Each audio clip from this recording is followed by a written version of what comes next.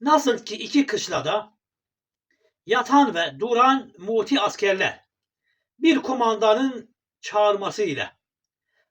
silah başına ve vazife başına boru sesiyle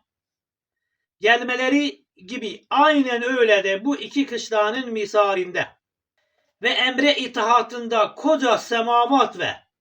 küre-i arz sultanı ezelinin askerlerine iki muti kışla gibi ve vakit Hz. İsrafil aleyhisselamın borusu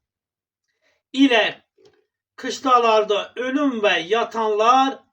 çağrılsa derhal ceset libaslarını giyip dışarı fırlamalarını ispat edip gösteren her baharda arz kışlası içindekiler melek-i radın borusuyla aynı vaziyeti göstermesiyle nihayetsiz azameti anlaşılan bir saltanat-ı rububiyet elbette ve her halde ve hiç şüphe getirmez.